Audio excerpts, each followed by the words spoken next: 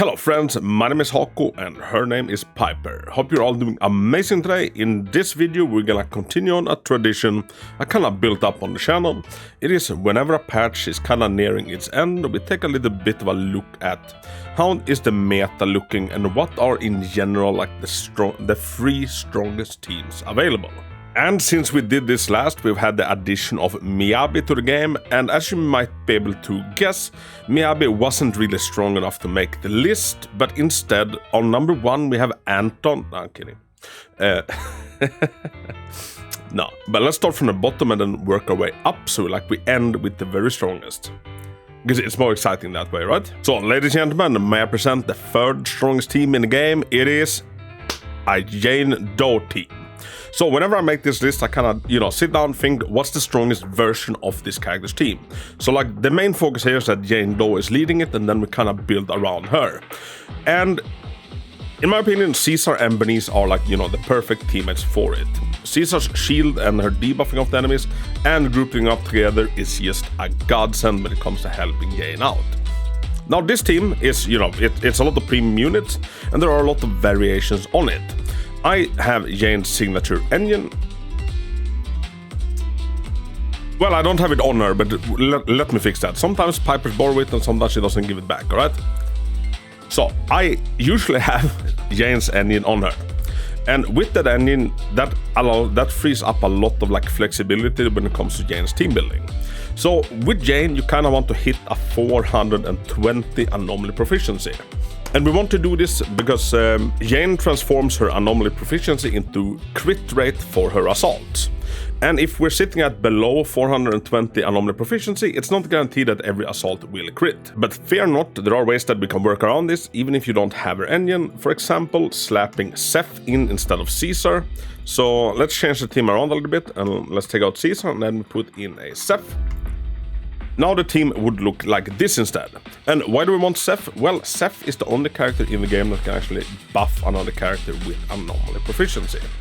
And in this team we want Seth positioned in the middle, because the way he applies his shield is when he has enough energy, or like his special little resource, you hold down the attack button, he will do an attack string on an enemy, and then there will be a quick assist into like the character previous. So he doesn't move forward, he moves backwards. So if we want to buff Jane, we put Seth here. And we still keep Burnice in, because Burnice is just such a freaking cracked unit, and she really is like the best sub DPS in any anomaly team. But if you don't have Burnice, there are a lot of other options we can put as well. If we run this team constellation, for example, we can take out Burnice, and instead we can put in a Rina. Now this is also a very, very like well-functioning team, actually really freaking good.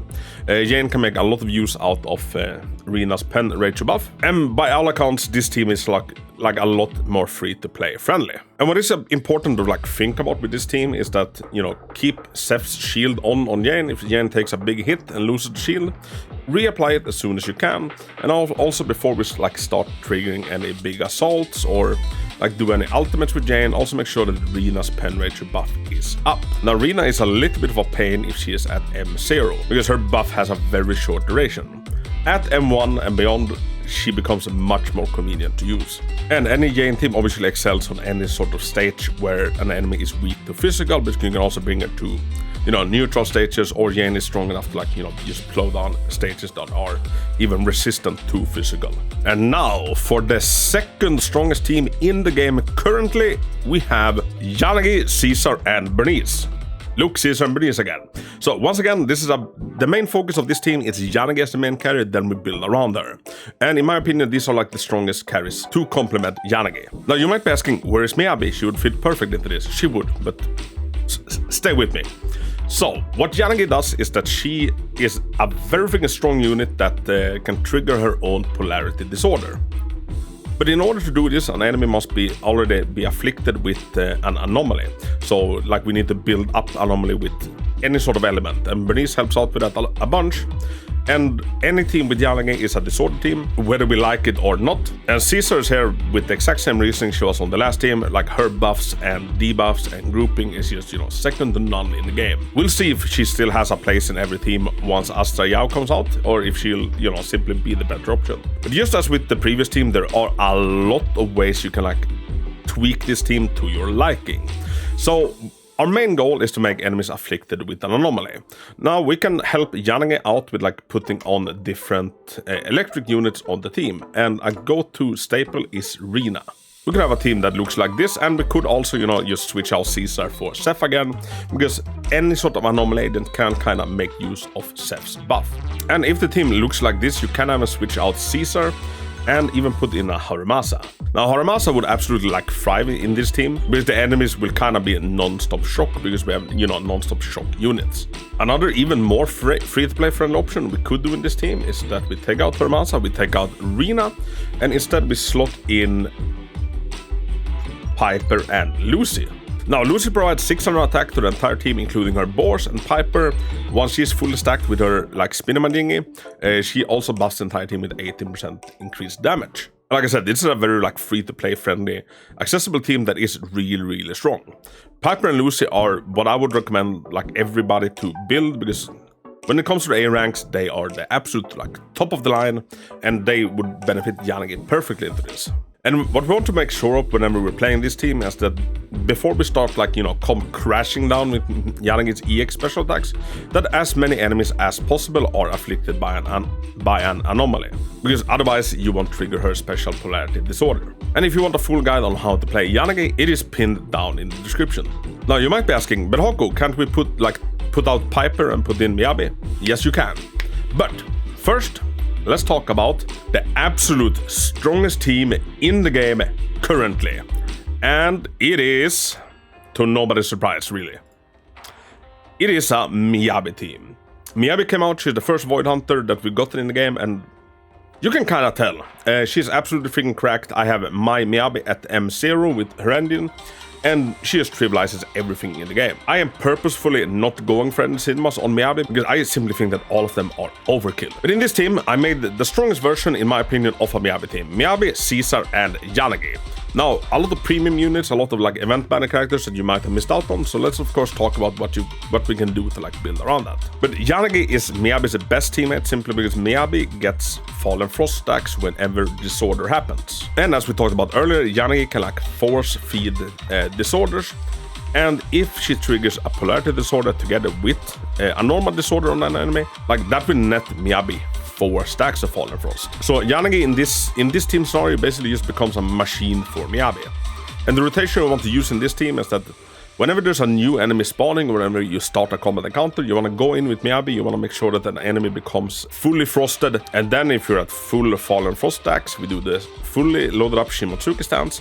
Always do the full Shimotsuki stance that requires you to have 6 Fallen Frost.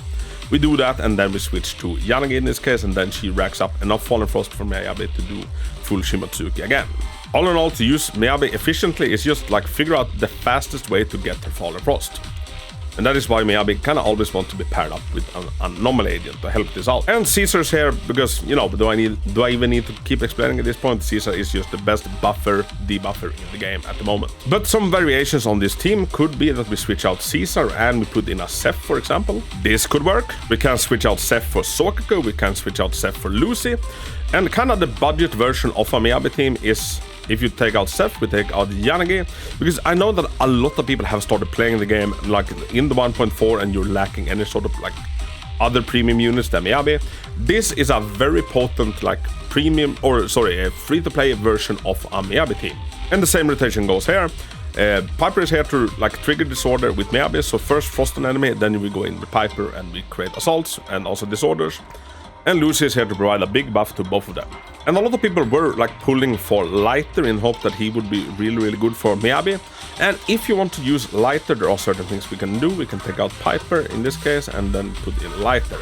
So the team would be Miyabi, Lighter, and Lucy. But with this team constellation, we're kind of lacking like a very efficient way to build up fire. We have 2 fire units, but neither Lighter or Lucy is that good at building up like the fire anomaly. Lucy becomes slightly better at it if we put her on an anomaly mastery on disc 6. But it's very much gonna depend on like the content, like and how much flame resistant that enemy has that we're fighting, if these 2 are gonna be enough to like pull their fire weight. Another version of this you can run if you don't have Yanagi and you still like want an anomaly teammate. You can take out Lighter and we put in Burnice. And this is honestly one of the strongest versions of a Miyabi team that there is. And you can probably see that there is one red thread across all of this, and it is that all of the best teams right now are anomaly agents, and all of the best teams can kind of make use of Burnice. Burnice is simply that good. She's like the perfect teammate to any sort of anomaly carry. And it's been quite a while since we got them to like have an attacker up in the top 3, but I'm hoping that the addition of Evelyn in the 1.5 is gonna, you know, change this. I'm at least hoping that an Evelyn team might make it into at least the 3rd place, but maybe she's even better than I'm daring to hope, so maybe we'll even see her higher than that. And whenever I put this list together, I kind of look at the characters from like a Cinema Zero perspective, like how are they looking base kits, because that is honestly what most people are gonna be running. The majority of people are not going for engines, and they're definitely not going for mindscapes. And what you just watch is obviously, you know, my subjective opinions. They're not objective facts. So, you know, if you disagree with any of these teams, you know, that is completely fine. And I'd love to hear, you know, what you think of it instead.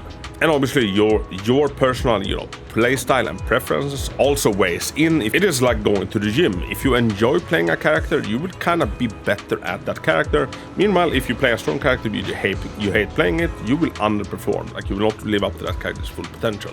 I'm also working on making one list for like free-to-play accessible teams, like the strongest free-to-play accessible teams as of right now. Because I've noticed on the lot of videos I have put out recently, we've gotten a lot of new peeps in the 1.4, and obviously they missed out on all of the cool units that we've had so far. So I'm gonna do my best to like try to help all the new peeps out, and also shout out to like anybody in the comments that have been super freaking helpful whenever there has been a new player that have, you know, come in with a question. Quite often than not, I don't have the time to like see that comment in time before someone else super cool and helpful has already, you know, set that person straight and helped them out, and you guys are fucking legends. Everybody, thanks so much for watching. If you enjoyed the video, thumbs up goes a long way for the algorithm. And if you enjoy Zenless Zone Zero content or Gacha content in general, maybe subscribe to the channel, because I put it out every freaking day, and I'd love to have you. Until next time, friends, Hako out.